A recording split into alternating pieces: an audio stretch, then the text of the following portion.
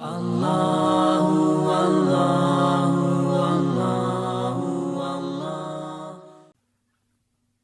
طور کی آیت نمبر 29، سورہ طور کا دوسرا رکوع اور 27ویں پارے کا چوتھا رکوع۔ اللہ رب العالمین نے ارشاد فرمایا، فذکر فما انت بنعمت ربک بکاہن ولا مجنون۔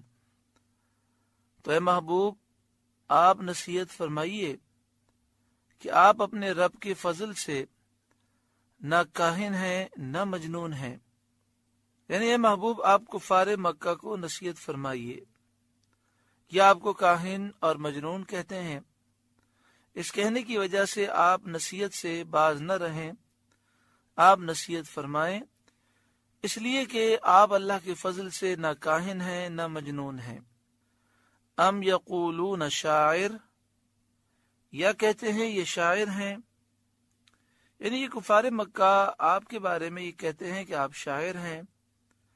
نتربص به ریب المنون، ہمیں ان پر حوادث زمانہ کا انتظار ہے کہ جیسے ان سے پہلے شاعر مر گئے اور ان کے ماننے والے سب فنا ہو گئے، یہی حال ان کا ہونا ہے، نعوذ باللہ من ذالک، معاذ اللہ۔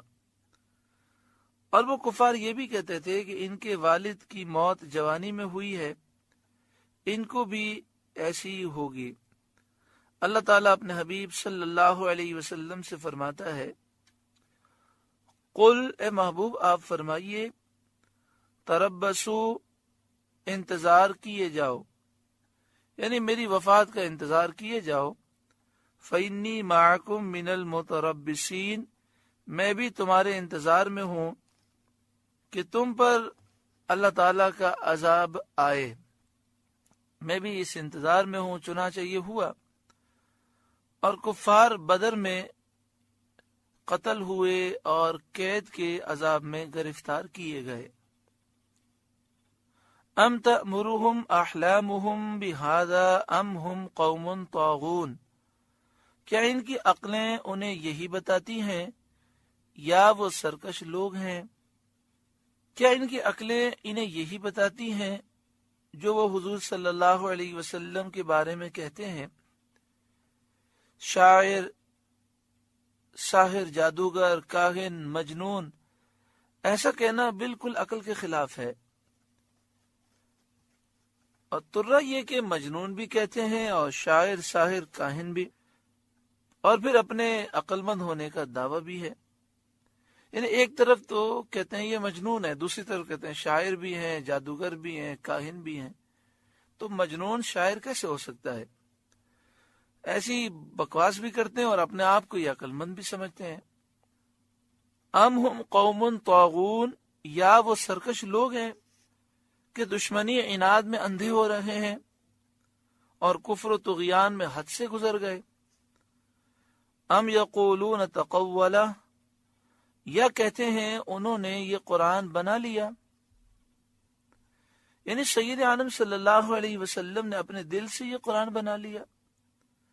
بل لا یؤمنون، بلکہ وہ ایمان نہیں رکھتے، اور اپنی دشمنی کی وجہ سے اور اپنے نفس کے خبیث اور گندے ہونے کی وجہ سے، ناپاک ہونے کی وجہ سے ایسے طعن کرتے ہیں۔ اللہ تعالیٰ ان پر حجت قائم فرماتا ہے کہ اگر ان کے خیال میں قرآن جیسا کلام کوئی انسان بنا سکتا ہے، فَلْيَأْتُوا بِحَدِيثٍ مِثْلِهِ إِن كَانُوا صَادِقِينَ، تو اس جیسی ایک بات تو لے آئیں اگر سچے ہیں۔ قرآن جیسی ایک آیت تو بنا کر دکھائیں جو حسن میں، خوبصورتی میں، خوبی میں، فصاحت و بلاغت میں قرآن کی آیت جیسی ہو۔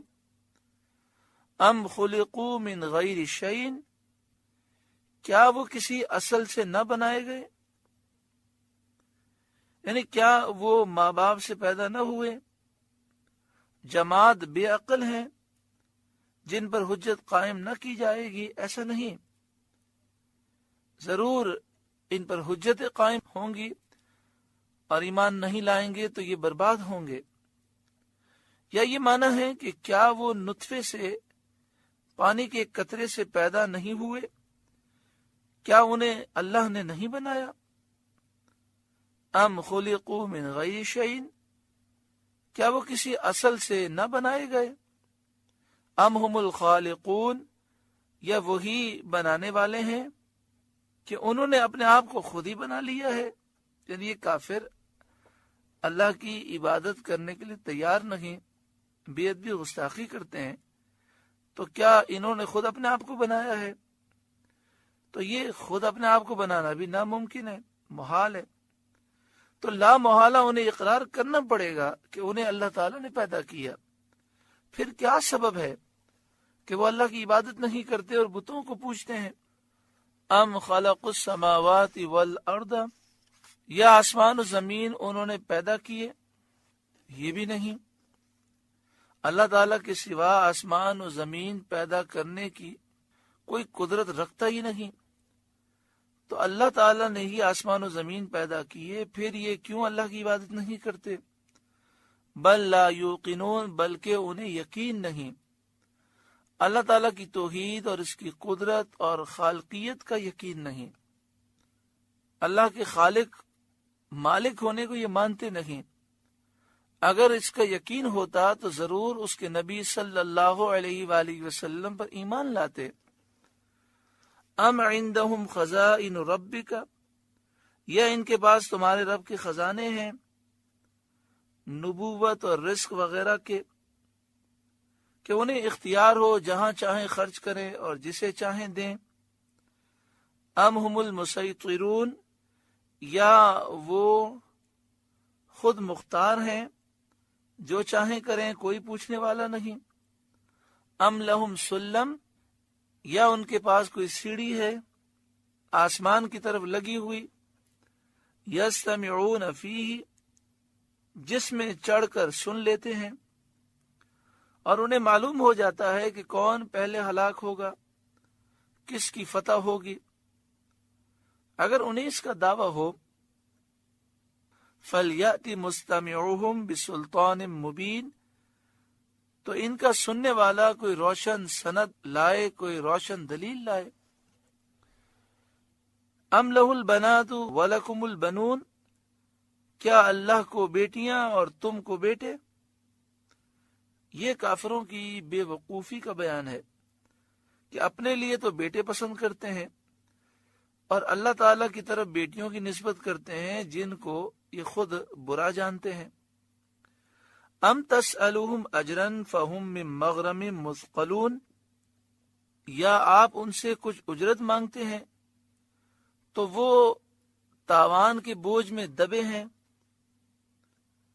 یعنی اے محبوب، کیا آپ نے دین کی تعلیم پر ان سے پیسے مانگے ہیں، ان سے مزدوری مانگی ہے کہ وہ تاوان کے بوجھ میں دبے ہوئے ہیں اور تاوان کی زیر باری کے باعث ایمان نہیں لاتے؟ وہ سوچتے ہیں ایمان لائیں گے تو پھر اتنی اجرت دینی پڑے گی، اس لیے ایمان نہیں لاتے۔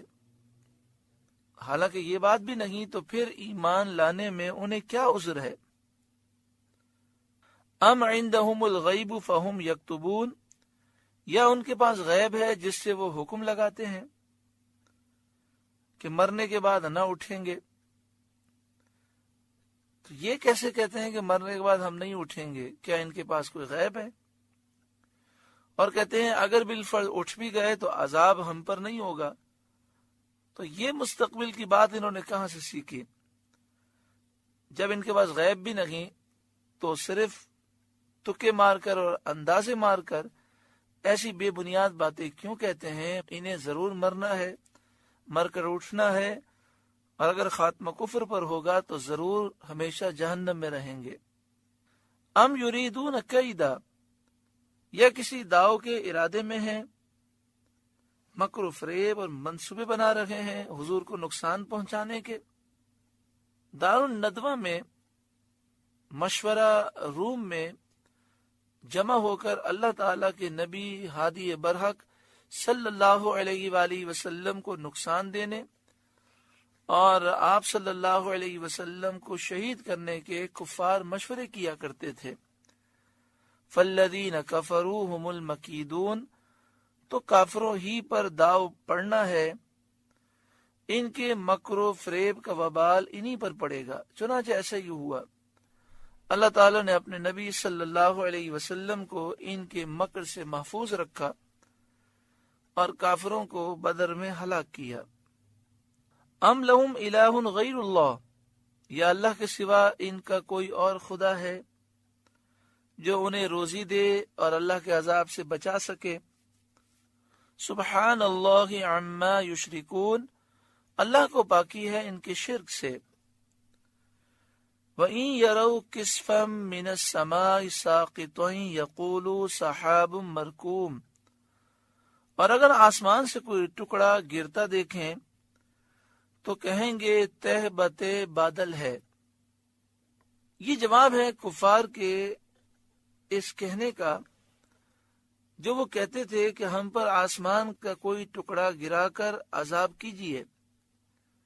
اللہ تعالیٰ اسی کے جواب میں فرماتا ہے کہ ان کا کفر، عناد، دشمنی اس حد تک پہنچ گئی ہے کہ اگر ان پر ایسا ہی کیا جائے کہ آسمان کا کوئی ٹکڑا گرا دیا جائے اور آسمان سے اسے گرتے ہوئے دیکھیں تو بھی کفر سے باز نہیں آئیں گے، اور عناد کی وجہ سے، دشمنی اور سرکشی کی وجہ سے یہی کہیں گے یہ تو بادل ہے، اس سے ہم سیراب ہوں گے، اس سے بارش ہوگی۔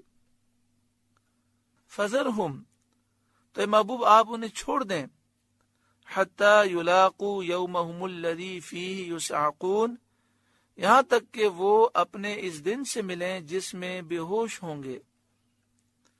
اس سے مراد پہلی سور ہے۔ جب پہلی سور پھونکی جائے گی تو ابتداً لوگ بے ہوش ہوں گے اور یہ بے ہوشی موت کا سبب ہوگی۔ یوم لا یغنی عنہم کیدہم شیئا ولا ہم ینصرون، جس دن ان کا داؤ کچھ کام نہ دے گا اور نہ ان کی مدد ہوگی، غرض کسی طرح آخرت کے عذاب سے وہ بچ نہ سکیں گے۔ وَإِنَّ لِلَّذِينَ ظَلَمُوا عَذَابًا دُونَ ذَلِكَ، اور بے شک ظالموں کے لیے اس سے پہلے ایک عذاب ہے، ان کے کفر کے سبب آخرت کے عذاب سے پہلے ایک عذاب ہے، اور وہ عذاب یا تو بدر میں قتل ہونا ہے، تو یہ عذاب ان پر آیا، یہ بدر میں کفار ہلاک ہوئے۔ اسی طرح بھوک اور قحط کی 7 سالہ مصیبت یہ بھی ان پر آئی۔ اسی طرح عذاب قبر یہ بھی آخرت کے عذاب سے پہلے کافروں پر ہے۔ وَلَكِنَّ أَكْثَرَهُمْ لَا يَعْلَمُونَ، مگر ان میں اکثر کو خبر نہیں کہ وہ عذاب میں مبتلا ہونے والے ہیں، یہ بات اکثر کو معلوم نہیں۔ وَاصْبِرْ لِحُكْمِ رَبِّكَ، اور اے محبوب آپ اپنے رب کے حکم پر ٹھہرے رہیں، اور جو مہلت انہیں دی گئی ہے اس پر آپ غمگین نہ ہوں۔ فَإِنَّكَ بِأَعْيُنِنَا، کہ بے شک آپ ہماری نگہداشت میں ہیں، آپ کو وہ کچھ نقصان نہیں پہنچا سکتے۔ وَسَبِّحْ بِحَمْدِ رَبِّكَ حِينَ تَقُومُ، اور اپنے رب کی تعریف کرتے ہوئے اس کی پاکی بیان کریں جب آپ کھڑے ہوں، یعنی جب آپ نماز کے لیے کھڑے ہوں تو اس وقت آپ اللہ کی پاکی بیان کریں اس کی تعریف کرتے ہوئے۔ اس سے مراد تکبیر تحریمہ کے بعد ثنا پڑھنا ہے، سبحانک اللہم ثنا پڑھنا ہے۔ اسی طرح یہ معنی بھی ہیں جب آپ سو کر اٹھیں تو اللہ تعالیٰ کی حمد اور تسبیح بیان کریں۔ یہ معنی بھی ہے کہ ہر مجلس سے اٹھتے وقت حمد و تسبیح بجا لایا کریں۔ یہ مسئلہ یاد رکھیں کہ جہاں ہم بیٹھیں 2 آدمی 4 آدمی، چاہے کاروبار کے لیے کسی کام کے لیے، تو جب ہم اٹھنے لگیں تو درود شریف پڑھ لیں 1 مرتبہ، سبحان اللہ الحمدللہ 1 دفعہ پڑھ لیں، اگر مجلس کی دعا یاد ہے تو وہ پڑھ لیں، سبحانک اللہم وبحمدک لا الہ الا انت استغفرک واتوب الیک، کیونکہ جس مجلس میں اللہ کا ذکر نہ ہوا کل بروز قیامت وہ افسوس اور ندامت اور شرمندگی کا باعث ہوگی۔ وَمِنَ اللَّيْلِ فَسَبِّحْهُ، کچھ رات میں اس کی پاکی بیان کریں۔ وَإِدْبَارَ النُّجُومِ، اور تاروں کے پیٹھ دیتے، یعنی تاروں کے چھپنے کے بعد اللہ کی پاکی بیان کریں، ان اوقات میں اللہ تعالیٰ کی تسبیح کریں، تحمید کریں، حمد بیان کریں۔ بعض مفسرین نے فرمایا کہ تسبیح سے مراد نماز ہے، تو فجر کی نماز ہے، مغرب عشاء کی نماز ہے۔ مغرب اور عشاء رات میں پڑھی جاتی ہے، اور فجر اس وقت پڑھی جاتی ہے جب صبح صادق ہو جاتی ہے اور دن کی ابتدا ہوتی ہے۔ اللہ رب العالمین ہمیں کثرت سے اس کا ذکر کرنے اور تسبیح کرنے کی توفیق عطا فرمائے۔ سبحان اللہ والحمد للہ ولا الہ الا اللہ واللہ اکبر ولا حول ولا قوة الا باللہ العلی العظیم۔ یہ جو تیسرا کلمہ ہے، اس کے کلمات بڑے پیارے ہیں، اس میں تسبیح بھی ہے، تکبیر بھی ہے، تحمید بھی ہے، تحلیل بھی ہے اور لا حول شریف بھی ہے۔ اللہ تعالی ہمیں کثرت سے ذکر کرنے کی توفیق عطا فرمائے۔ سورہ طور کا درس مکمل ہوا۔ اللہ تعالی اس سورہ مبارکہ کے نور سے ہمارے سینوں کو روشن فرمائے۔ اللہ